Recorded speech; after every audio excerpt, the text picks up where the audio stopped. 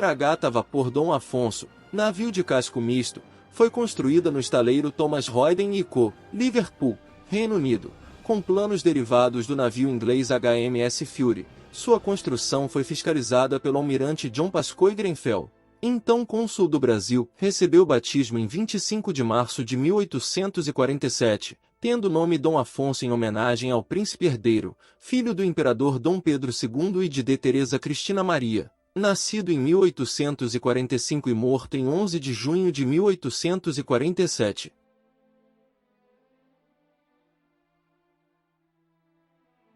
As características. Apresentava as seguintes características: comprimento de 190 pés, 60 metros, boca de 31 pés, 9,45 metros, pontal de 20 pés, 6, L0M, deslocamento de 900 toneladas e calado de 12 pés, 3,66 metros. Possuía caixa de rodas, desenvolvendo suas máquinas 300 HP.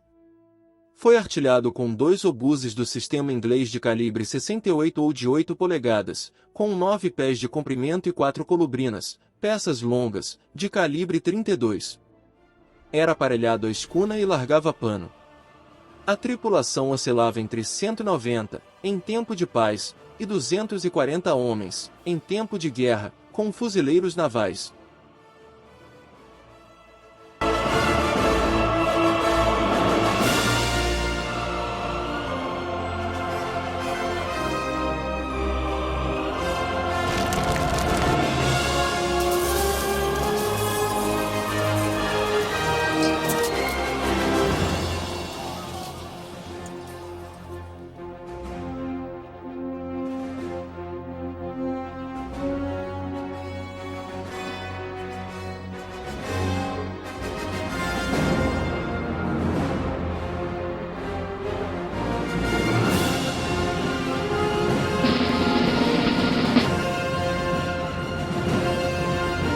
Incêndio do Ocean Monarch.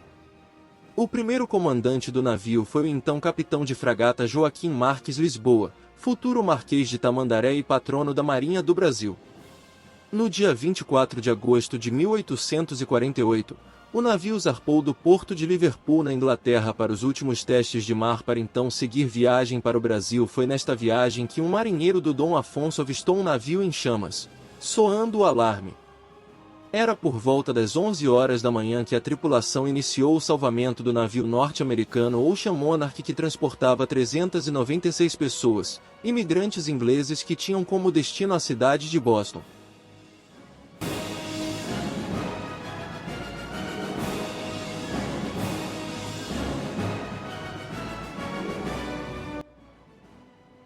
O cenário horrível no meio do mar de chamas e desespero. Apenas um pequeno pesqueiro smack, uma escuna, a Queen of Ocean, o vapor Dom Afonso e ao final a escuna Price of Wales, encontraram o Ocean Monarch, navio norte-americano levando ingleses para Boston, nos Estados Unidos, em chamas no Mar da Irlanda. O navio brasileiro resgatou 156 passageiros e tripulantes, os demais barcos 62 sobreviventes. Com o naufrágio, outros 178 a bordo pereceram. O governo inglês agraciou Tamandaré com um relógio de ouro e os tripulantes do vapor Dom Afonso com 100 libras esterlinas para dividir entre os tripulantes, mas estes entregaram o dinheiro para os náufragos resgatados.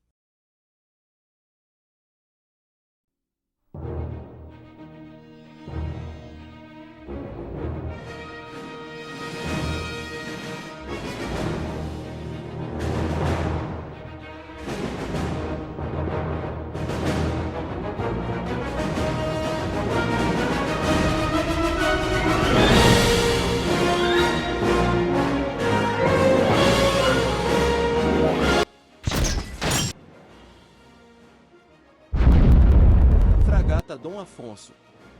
Marinheiro. De 1848 a 1853.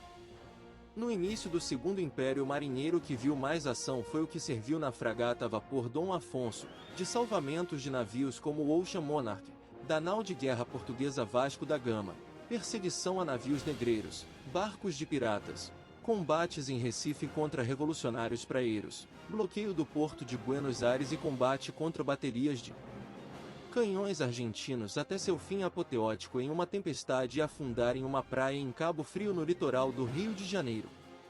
Os bravos marinheiros eram homens de 14 a 50 anos brasileiros e alguns mercenários ingleses.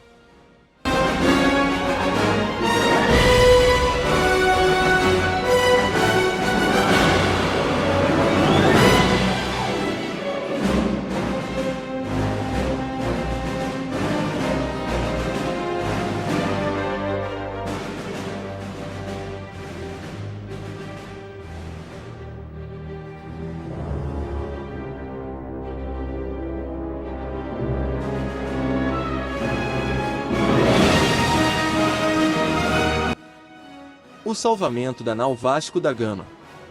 Em 28 de fevereiro, a fragata brasileira atracou no Rio de Janeiro. Na madrugada do dia 5 de maio de 1849, ocorreu uma violenta tempestade sobre a costa carioca e sob ela se encontrava a nau portuguesa de guerra Vasco da Gama.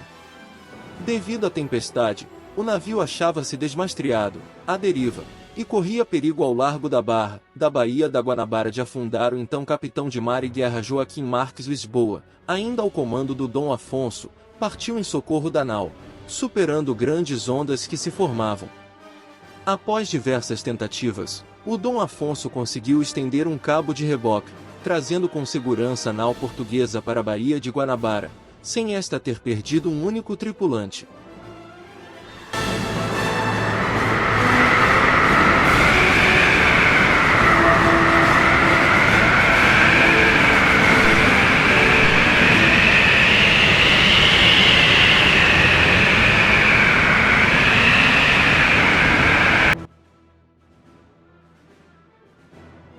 O vapor Dom Afonso, após várias tentativas, conseguiu rebocar a nau portuguesa.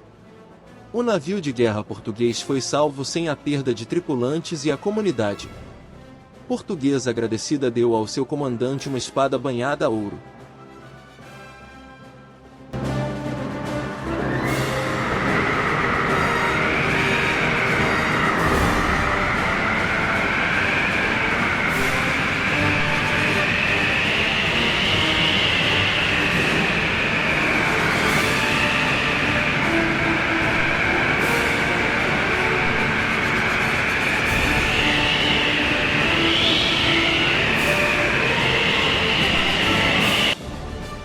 Fragata Dom Afonso.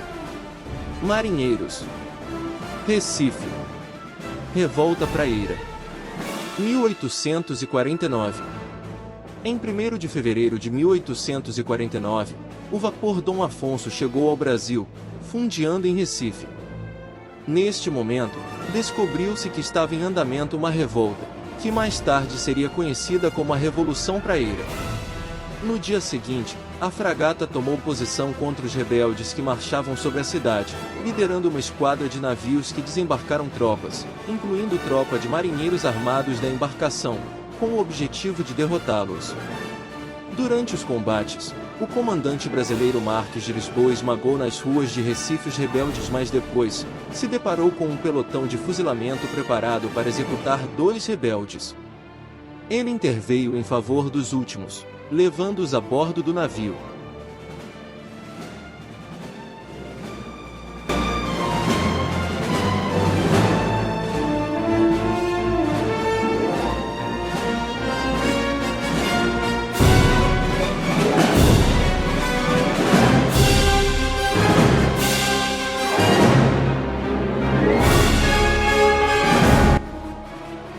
O cerco de Buenos Aires e a subida da esquadra no Rio Paraná.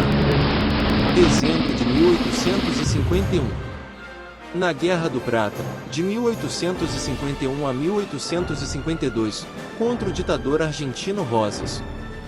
O almirante inglês Grenfell, a serviço da esquadra imperial brasileira, subiu o Rio Paraná para forçar a passagem do Toneleiro e levar o exército brasileiro até a cidade de Diamante para se unir ao exército aliado federalista argentino e uruguaio Colorado. Outra parte da esquadra imperial bloqueou Buenos Aires.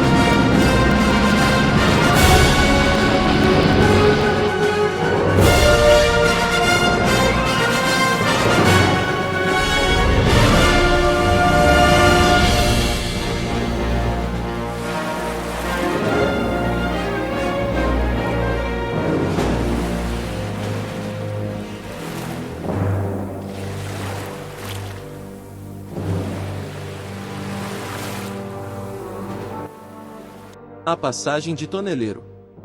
No dia 17 de dezembro de 1851, uma esquadra brasileira de 7 navios comandada pelo almirante Dom Pascoal Grenfell subiu o rio Paraná atravessando o estreito da ilha Toneleiro e rompendo o bloqueio argentino. Lúcio Mancilla na Barranca Acevedo comandava uma bateria de 16 canhões guarnecida por 2.000 fuzileiros argentinos que abriram fogo contra a esquadra brasileira.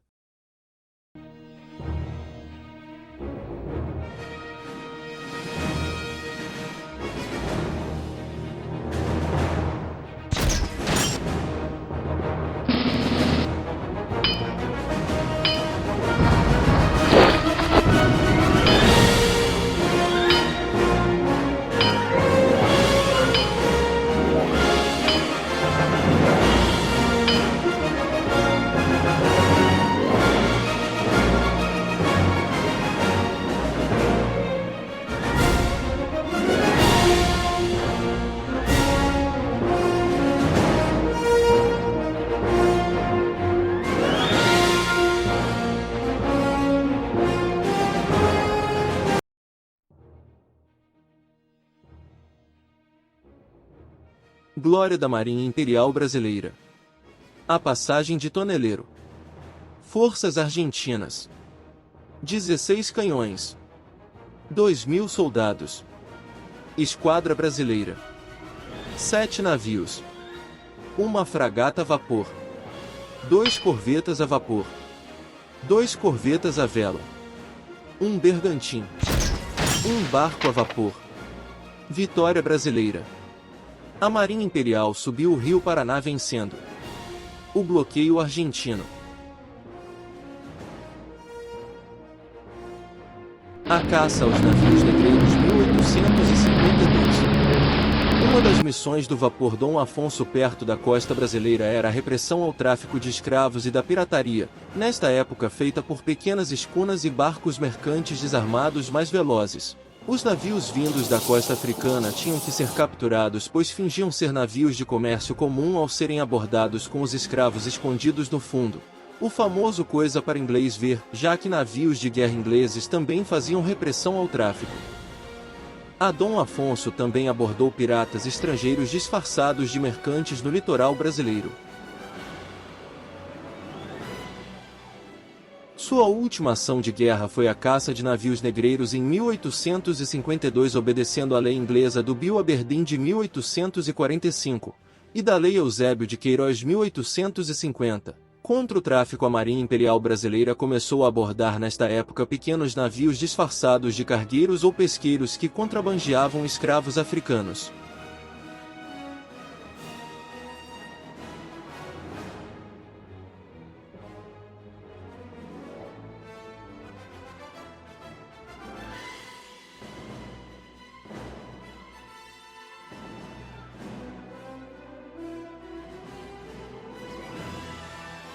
Durante uma tempestade e naufrágio.